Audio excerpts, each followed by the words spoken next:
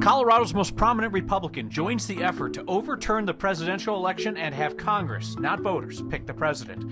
The outgoing leader of Colorado Republicans says election's over. He's done fighting the results. Some smaller counties in this state are figuring out how to get out the next wave of vaccines. So let's learn from them. Preserving the past of Denver's black neighborhoods. And a sign of a COVID-19 cover-up at Colorado strip clubs. Don't throw your dollars at the TV. This is just next. Colorado's 64 counties are coming up with their own ways to deal with the curveball thrown at them by the governor last week when he opened up vaccinations to people 70 and older without any notice or plan to make it happen. Our Steve Stager looks into the successes and the solutions that some counties have found. Pretty much most of our staff have received a call from the public, even if they have nothing to do with COVID at all. So we are just one by one responding to people. The surprise change from the governor last week made for a headache for local health agencies. The phones ringing, the emails pinging.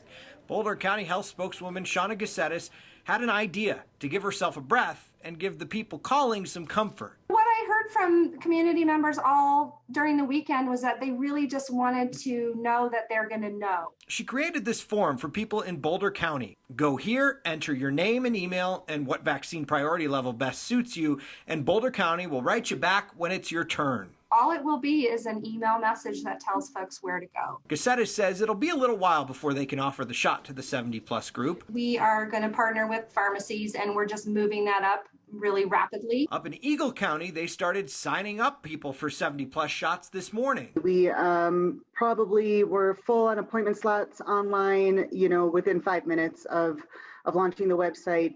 Phone took a little bit longer. Their sign-up form for the first 530 doses of the vaccine filled up faster than a Lumineers show at Red Rocks can sell out. It's not Ticketmaster.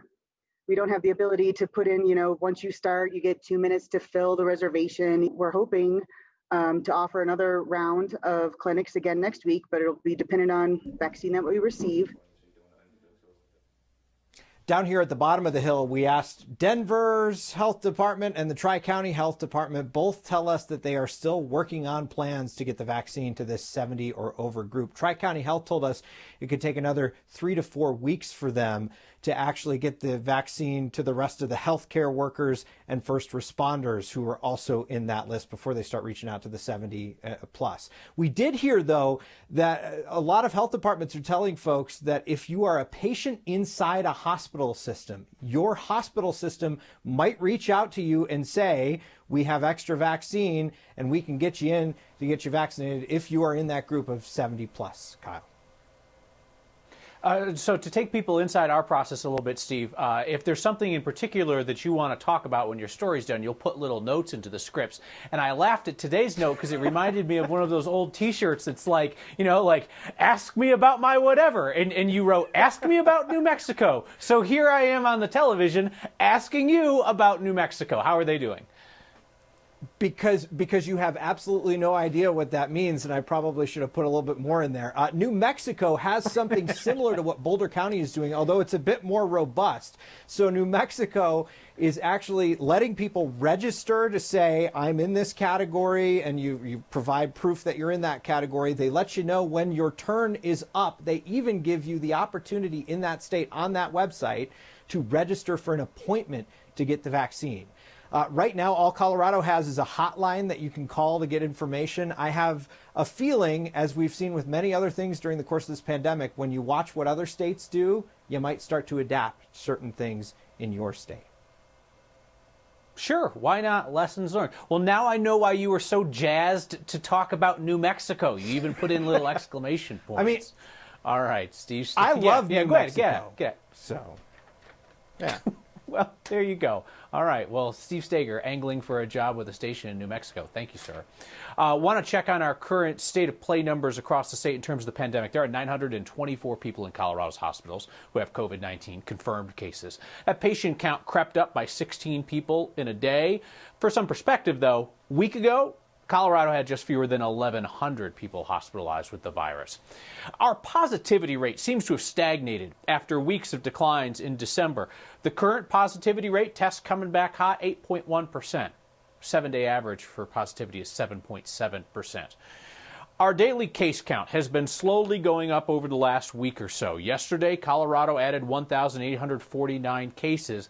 We're going to be watching this because now we've got a bit of a sustained uptick in cases. Our 7-day average is back over 2,000 per day. Back in November, the state's most prominent health experts were out there projecting that we possibly could see more than 100 deaths per day by the end of 2020. It looks like we never reached that number. It looks like we are now on the backside of the November peak in deaths. Now, you know, that chart's going to fill in considerably on the right side as deaths are reported, but around mid-December, where we feel safe looking back, we're averaging about 68 deaths per day, not 100. Our worst single day in terms of reported deaths in our state was 77 deaths on December 9th. Tonight's next question was texted to us by a viewer who wanted to know if somebody who's already beaten the virus could still catch one of the new variants of COVID-19. Yeah, that's a good question. With that more contagious UK strain of COVID-19 confirmed here in Colorado, there's another variant detected in South Africa in October. A third recently popped up in Nigeria. So you know the thing is mutating and changing. That's what viruses do. We asked Nine Health expert Dr. Pyle Coley if people who had the original COVID-19 could also catch one of the new versions. So unfortunately, yes, it is possible to contract the variant version of COVID-19, even if you've had the original COVID-19 infection. And there's three main reasons for that. The first is some people don't make antibody responses even after they have an infection, so they can get infected again. The second is some people lose their antibody. So even if you do develop an antibody response, as early as 36 days, we can start to see those antibodies start to go down. And then the third is that the new variants, particularly the South African variant, for example, may have changed in such a way that they can actually evade the antibody response. So they can trick your antibodies by either changing their structure or through other mechanisms by which those antibodies are not as effective against these variants. In fact, you can even get reinfected with the same variant of COVID-19 that you had the first time around for some of those same reasons. Well, shoot, that's not the answer we were looking for. So every state in America has certified the presidential election results. Dozens of lawsuits trying to challenge the victory of President-elect Joe Biden have failed. Perhaps you heard about that phone call released over the weekend where the president pressured Georgia's Republican Secretary of State to find the votes to give him the win. It is all so clumsy and so clownish that it would be funny if this were not the survival of American democracy that we're talking about. Yet on Wednesday, 2 Coloradans in Congress are going to try to block America's choice for president. Here's politics guy Marshall Zellinger.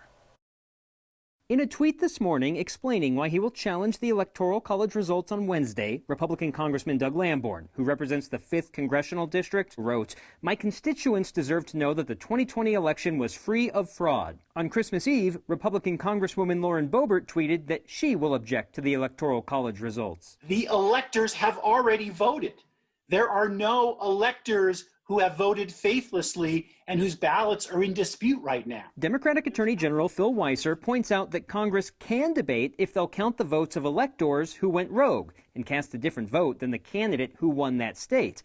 But that's not the case with any electors this year. Those who are undermining the certification of these results, they're playing a dangerous game and they're engaging in a stunt that they should be penalized for. I believe you are calling into question your fitness to hold office, and you shouldn't be reelected. They're doing it to avoid a primary challenge of any kind. They're doing this because this is what their Republican base wants them to do. Conservative pollster David Flaherty sees this more strategically, but was also surprised to see that Republican Congressman Ken Buck spoke out against challenging the Electoral College results. In a letter over the weekend, Buck wrote, "Congress's job is to count the electors submitted by the states, not to determine which electors the states should have sent." If you can't trust the Department of Justice to look at this election and render an unbiased, fair verdict, then we have more serious problems. He's doing this looking ahead to 22, and maybe he's considering a statewide run for something. In 2022, Colorado will vote for governor and for Michael Bennett's Senate seat. A spokesperson with Buck's congressional office told me that running for statewide office in Colorado in 2022 has not come up at all. This position that he's taken allows him to tell unaffiliated voters, general election voters, I did stand apart and did not go along with this right till the very end because of my beliefs and what the Constitution says. There's an interesting section of Buck's letter explaining why he's not challenging the results. He says it would amount to stealing power from the people and the states, in effect replacing the Electoral College with Congress instead, and giving more power to the people who want that national popular vote instead, because that would alter how the Electoral College works. So if you vote against it today, you might say to those national popular vote people, hey, look, we're okay not having the way the Electoral College always works. Maybe your idea isn't so bad as well. Right now, the Republicans have enough votes to complain, Kyle, but not enough votes to change the results of the presidential election. And certainly in the past, Marshall, we've seen a few Democrats make a point about challenging the electoral results. But the difference between this time and those times is here you've got the candidate, President Trump, stoking these false fears of election rigging. You've got a large part of the party going along, whereas like in 2016, Joe Biden is like gaveling down the Democrats that are trying to do it. And famously, back in 2000, when Democrats tried to object on behalf of Al Gore, there he stood in the Senate and Al Gore was like, get out of here. We're not doing this. This is over. And there can be legitimate ways to have concerns about did the state do it right, or are there electors that said one thing even though the people of that state said something else, but that's not the case that we're dealing with in any of the states in this year. Marshall, thank you. I think that's a new suit. That looks like $1 million, sir. Colorado's new senator, John Hickenlooper, says that what some of his colleagues on Capitol Hill are doing right now should be illegal. Former Democratic governor who beat Republican incumbent Cory Gardner in November was officially sworn in to the U.S. Senate Sunday. Marshall, busy man, talked with Senator Hickenlooper right after that ceremony yesterday, asked him about the attempts by Republican members of Congress to throw out the vote of the people and keep President Trump in power. Is trying to overthrow an American election an act of sedition? Well, I'm not a lawyer, so I can't. I know it certainly seems, if it's not illegal, it should be. You're not doing anybody any good, right? We're facing right now the extreme challenges, not just of COVID-19, but of all the damage done to our economy, to public education, the kids who've been out of school and who don't have broadband, all these things. And if we're going to deal with these, if we're going to get the vaccines distributed as rapidly as possible and dramatically accelerate the number of people that are getting inoculated, we need to be working together and to kind of go along and pander to President Trump and drag out what clearly every state has certified these results. In many cases, these are Republican governors, Republican secretaries of state who are saying this was a valid election. I think we, in a very serious way, we weaken our democracy. Sometimes I'm baffled by things I say on this program, and this is one of those. Hickenlooper said that he intends to still work with Republicans, even those who are trying to overthrow American democracy, because Hickenlooper said that cooperation is the only way to get legislation done.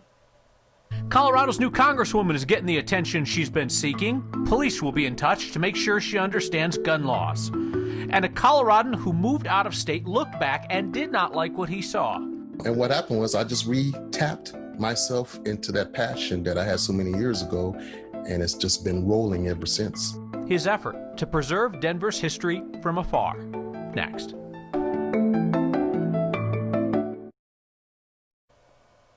Colorado's brand new Republican Congresswoman Lauren Boebert is succeeding at getting attention, which is easier than getting anything done as a freshman legislator in the minority. Boebert leveraged her public love of guns into a congressional seat representing western and southern Colorado, and that seems to be her same plan for attracting money and fundraising and attention while in office. Boebert released a fundraising video, proclaiming that she would be carrying her gun around the District of Columbia and Capitol Hill. Her spokesman would not tell me today if Boebert registered that gun with D.C. police, as is required by local law.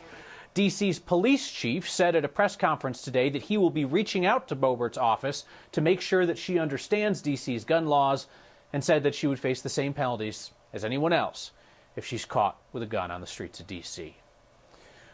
You all came together to do something incredible to close out 2020. Last week, Next Viewers raised $180,000 for Family Promise of Denver. That's a nonprofit that works with families with children who are at risk for eviction. They try to keep those families in their homes, and if that doesn't work, the nonprofit provides them with temporary housing and helps them to find a long-term place to live. They're real worried about a surge in evictions in the next couple of months. And what you all did, raising $180,000, that's going to go a long way to help them expand their work for families in the Denver metro area. I should also note that is the third largest amount that you have ever raised through your weekly Word of Thanks campaigns. And it took your complete total above $2.5 million on New Year's Eve. Our first micro-giving campaign of 2021 is coming up on Wednesday. His home is in New York. His heart has always remained in the 303. Every time I was going, past the old neighborhood, I noticed that things were just being wiped away. It was almost as if nothing existed before. Preserving memories of Denver's historically black neighborhoods. Next.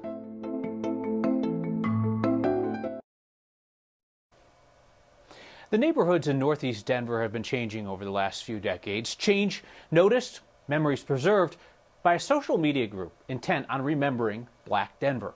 Small group that quickly grew. Well, I was born and raised in Northeast Denver. I'm Calvin Williamson. I'm you could call me the creator, the co-creator of Northeast Denver Love and History. So it doesn't matter if you were born and raised in Northeast Denver. It doesn't matter if you're a new resident.